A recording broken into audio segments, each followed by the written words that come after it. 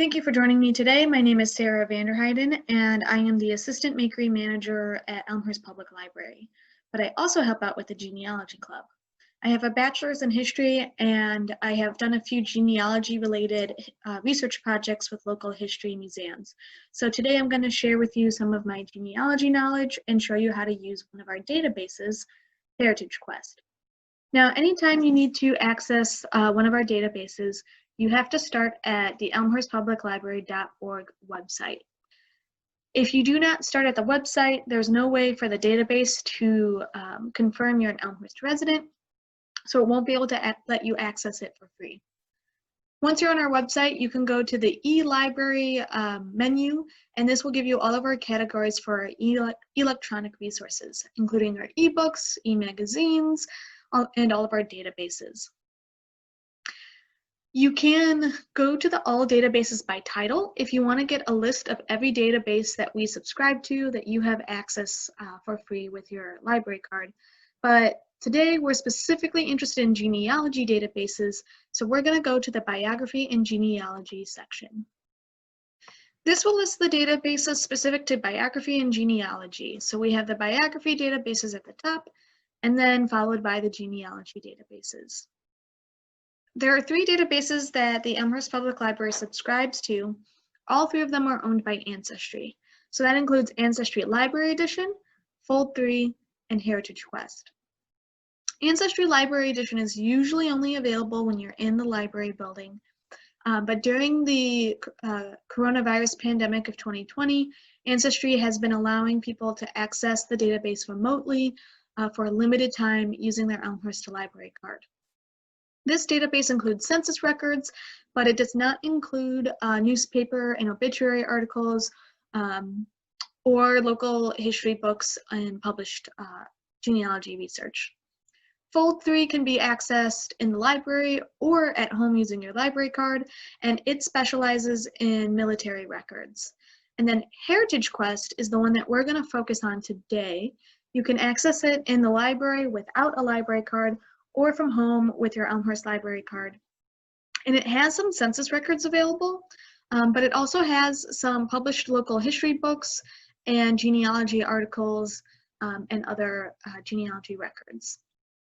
So to get started, you're going to click on HeritageQuest, and it's going to ask you to put in your library card number and last name. After you do so, it's going to sign you into HeritageQuest to access for free. Now, before we get started, I just want to show you some of the homepage here. So right at the top, there's a search option or a search option in the upper left. If you're eager to get started, you can click search and just go ahead and start searching collections and names.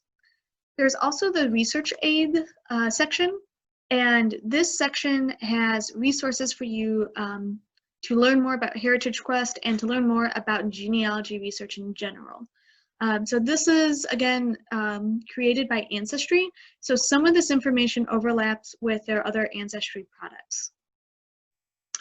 There's also a maps section in HeritageQuest, and this is really useful for learning about geography in the United States. So for instance, Elmhurst Public Library is situated in Illinois. So if we hover over Illinois, it will tell us when the state became an official state. It achieved statehood on December 3rd, 1818. Prior to that, it was just a territory. So the records and where things are stored might vary before 1818. And then it lists its current counties and neighboring states. And if we click on Illinois, what it will do is give us the various maps about Illinois throughout time. So for instance, for Illinois, it only goes as far back as the 1800s because that's when Illinois was really getting discovered. It was technically part of the Indiana Territory. And you can see different borders and boundaries that it had during the 1800s in comparison to today. And so you can click through all of these maps and see how Illinois has developed over time. Maps also include some useful notes and information. So for instance, I'm currently looking at the 1810 map for Illinois. You can see that it was largely divided into two territories. So these are all of the white lines are all of the counties we currently have. But this line here indicates the two territories or counties that Illinois was really known for back in 1810. So St. Clair and Randolph. And it will list some of that information here. And then it also has the census availability. So one thing we notice here is it says St. Clair lost. And then if we go to a census availability, it will say that the census is mostly available for the Randolph territory, but the census records in the St. Clair territory, a lot of them were lost. So this information is super useful because as borders and boundaries have changed, and as records changed hands, where you go to look for things will vary. Also on the homepage are some collections that are very popular in HeritageQuest.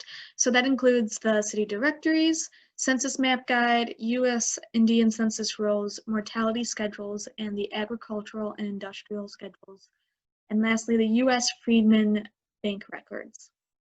If you had an interest in any of these specific collections, you can click on their links and start searching in those collections. I do want to point out the U.S. Freedmen Bank records. These are not available in Ancestry Library Edition, but they are available in HeritageQuest. These records are very useful if you have to do any genealogy research for individuals who were slaves.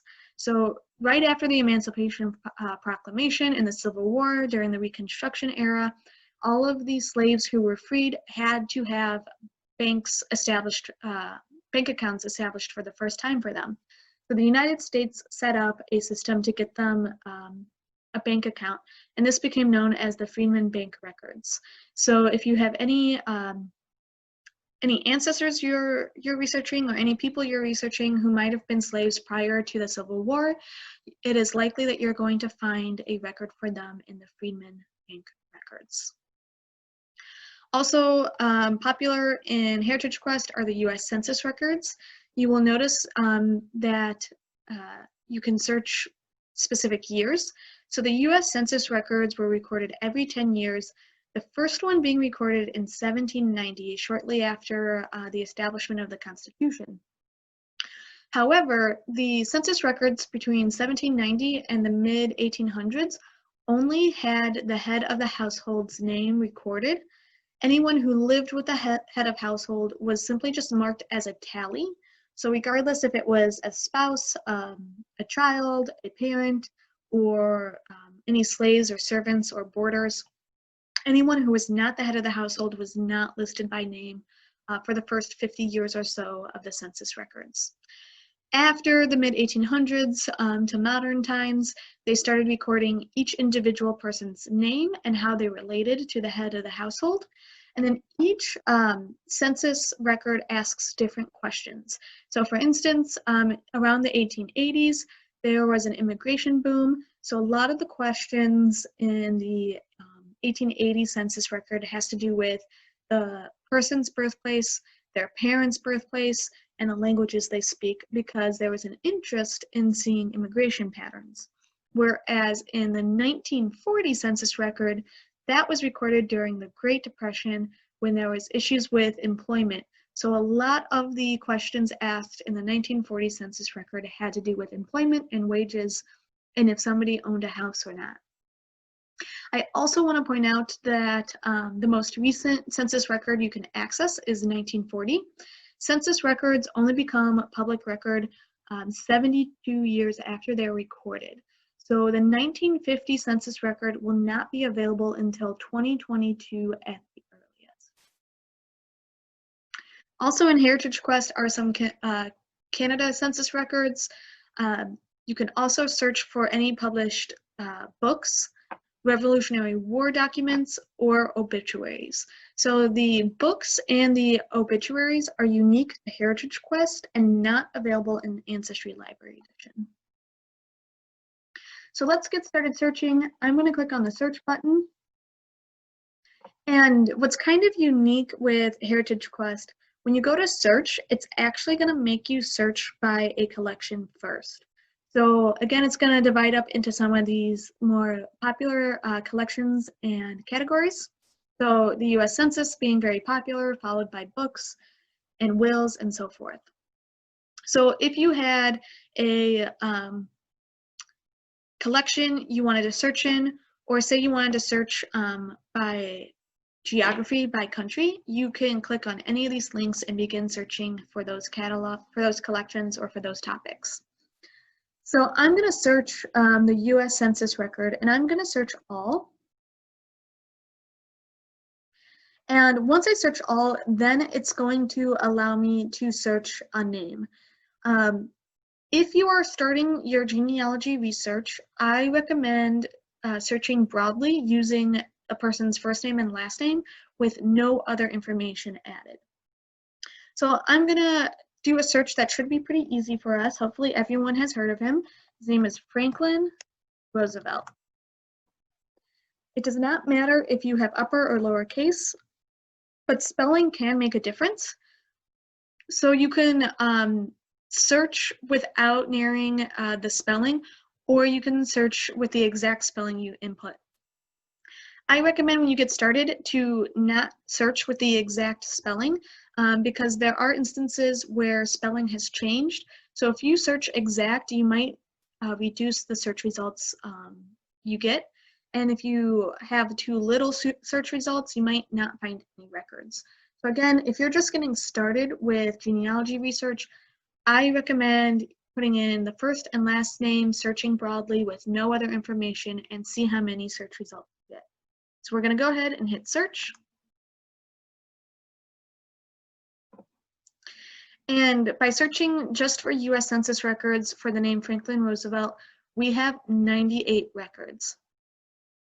98 records is not a lot of records. So if we really wanted to, we could go through all 98 records and see if all of these records that we got match the person we're looking for.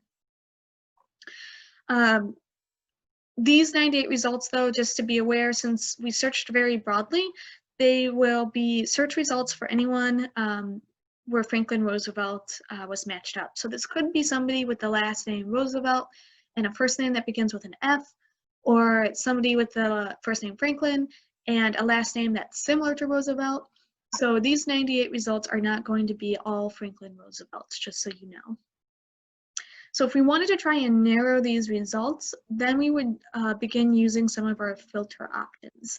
So one thing you can do is, if you are very certain about a person's spelling, you can switch the search from broad to exact, and there's different options in between.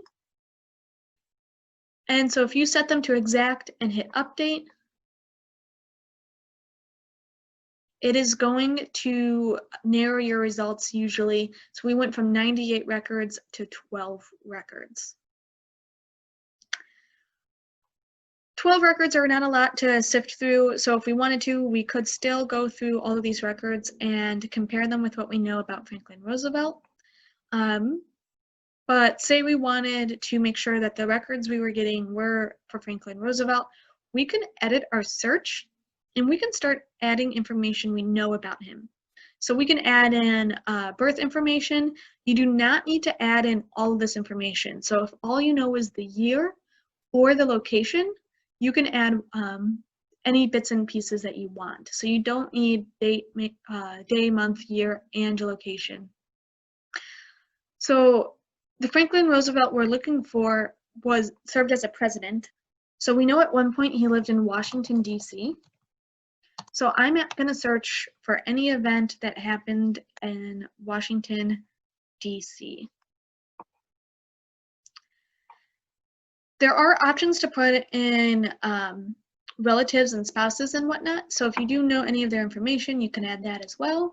But once you fill in some of this information, you can go ahead and hit search. Interestingly enough, that hasn't changed the number of results we received, but it did change the order of which they were being displayed. So here we have at the very top Franklin Roosevelt, who was born in New York and who resided in Washington, D.C. In 1940 when the census was recorded. So all of that matches up. We know that Franklin Roosevelt was president in 1940, which means this is the census record we are looking for. If you were still having issues in narrowing your search results or finding the right record, you could use other filters over here to narrow your results as well. But since we're pretty certain that this is the right person, we can hover over 1940 US Census and it will give us a little pop-up for the transcription of this record. So this would just allow us an opportunity to grab some more information and confirm if this is who we're looking for. So it has the name, the year they were born, where they were born, where they lived at the time the 1940 census record was recorded, and what their occupation was. And in this case, it's the President of the United States, so we know this is the Franklin Roosevelt we're looking for. So we can go ahead and click on that link, and it's going to give us that exact same information. When you scroll down, you can get all of the transcribed information. I do want to point out that all of these records that you're finding in HeritageQuest or in Ancestry library editions, the records themselves were recorded by humans, and then the records were uploaded and transcribed by humans.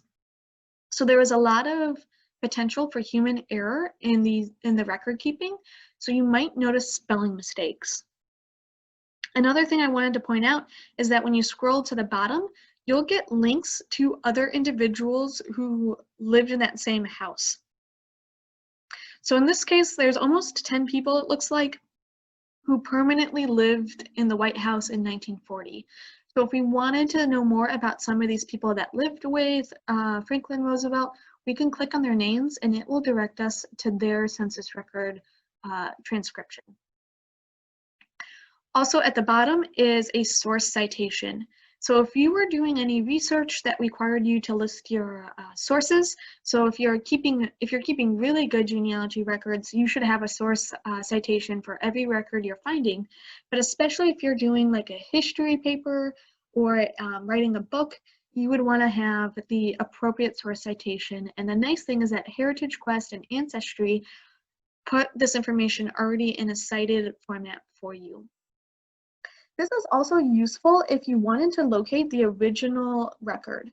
So say that we didn't have the scanned image available, we could use the information from the original record to reach out to that organization and request a physical copy of the record. Also on this page, if you wanted to save this information digitally, you can send the document to your email. So you can access that document anytime from the email that you send yourself or to any of your friends who might be interested, friends or relatives. Now, because this is only some of the information listed in the census record, I also recommend viewing the census record and seeing it in its full version. So we can go ahead and click View, and it will give us the census record to look at. Now, one thing you'll notice is that Franklin Roosevelt is highlighted in yellow here. HeritageQuest will do that, which is pretty nice, so that way you can easily locate the person you're looking for on the record. And then anyone who lives in the household with them will be highlighted green. So we can easily see here that these individuals, these 10 people, are all share the same household. If we wanted to be able to see this better, we can use the tools on our right. We have different tool options here. One of them is to zoom in and zoom out. And as we zoom in, the scan will refocus so we can read the record. You can also click and drag to move the record around so you can see all of the different areas of this record. Before we look too much at the information listed for Franklin Roosevelt, I'm going to go up to the very top of this record because I want to show you a few things. So at the very top of the record, it will list the state and the town and the county it was recorded. You will notice, unfortunately, in this case, some of the ink has faded, so it's harder to read. And then if we go all the way to the right, we will see who recorded the census record and when they recorded it. So this date is actually useful, especially if you are trying to figure out someone's birth year. So for instance, say you have two members of the household who are born the same year, say a husband and a wife, but the husband was born at the beginning of the year before April, and the wife was born, has a birth date after April. They will have two different ages listed on the census record, but they'll have the same birth year.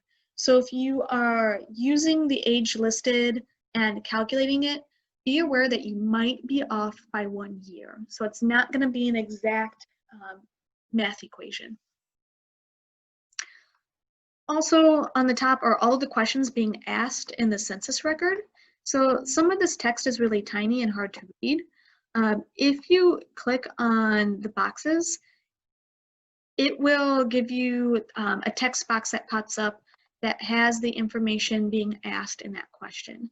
So it starts with the street name and the house number. And I want to point that out because usually the census recorder is going down a certain street or walking through a certain neighborhood. So all of these people on the census record were neighbors to Franklin Roosevelt. They lived somewhere really close to the White House. So you could look to see what street address is listed vertically, and then you can also look to see the house number.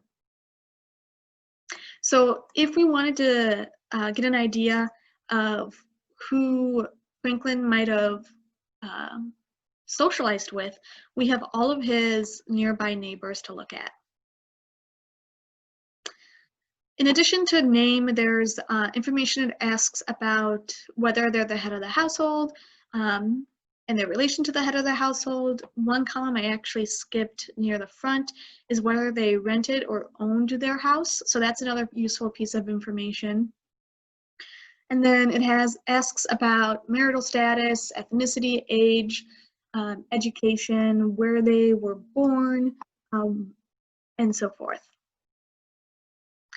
Again, because the 1940 census record occurred during the Great Depression, there are some questions that are very specific about employment and education.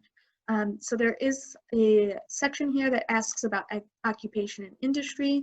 There's also a column that asks about their wage and their income and how frequently they were paid. So all of this information the US federal government was looking for at the time of 1940, so they can see how many citizens were employed or how many citizens were employed via New Deal programs and so forth. So all of this is useful to get an idea of what kind of lifestyle your ancestor or your relatives lived and how they kind of managed through the Great Depression. You'll notice that the information is recorded by hand. So it is sometimes difficult to read a person's handwriting. So don't worry, if you hover over and click on the sections of the census record, you will get a text box that appears with the person's information. So if we hover over the name above him, which is written in cursive, you will get the transcription. Again, it's humans that are writing the name and then humans that are transcribing the name. So there is a chance that there could be spelling mistakes during this process. Say you wanted to save this record, you could go to the Save button and you can send the image via email, and anyone who gets the email can access this image without the subscription. There's also an option to save this to a computer if you wanted to store it on a flash drive or print it or save it to another genealogy research database. Also, there is additional options for you to modify the view of the record. So right above the zoom in and zoom out, there is a wrench and hammer icon, and these will give you options to print it, download it, share using social media or by email. And then occasionally some records will be uploaded, either rotated or flipped, or if it's a record that's from a microfilm or negative, sometimes they haven't inverted the colors yet. So all of these options you have if you needed to adjust the record because it wasn't uploaded properly. There's also a settings options that lets you make other adjustments, like for instance, the column labels and name labels that we see here on the left and up at the top. You can turn those on and off if you wanted to. Another thing that is kind of cool is that a lot of these records are usually compiled in books or collections. So for instance, with this particular census record, this is actually part of a book that is 21 pages long. So if we click on this film strip icon, it will actually give us all of the other census records in that book. So in this case, Franklin Roosevelt was one of the last people recorded in this batch of records. We can flip through the entire book and see where this census recorder started and the neighborhood that they made their route through. So all of these pages are people who lived in Washington, D.C. that the census recorder also recorded.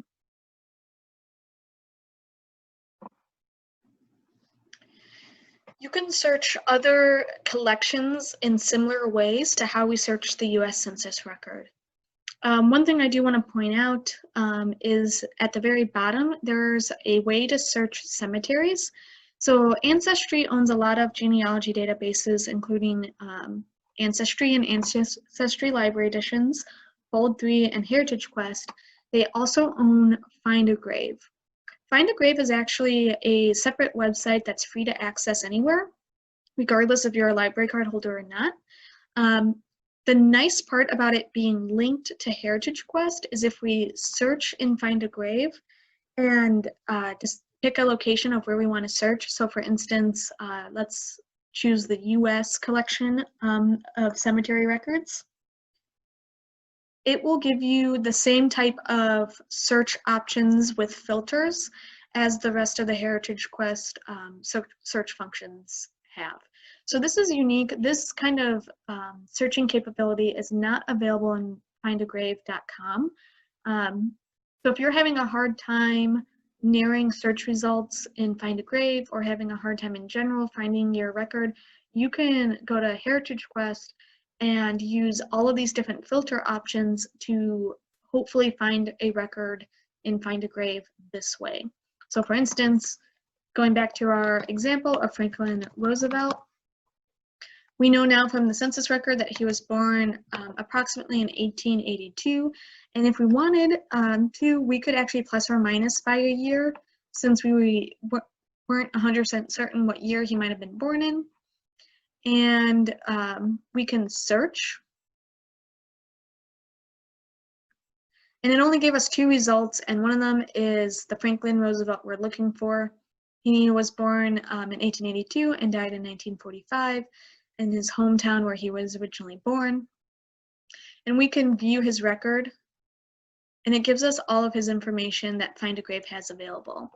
And then if we wanted to go to Find a Grave to look at it from that website, we have the link here, go to website, or here where it says URL.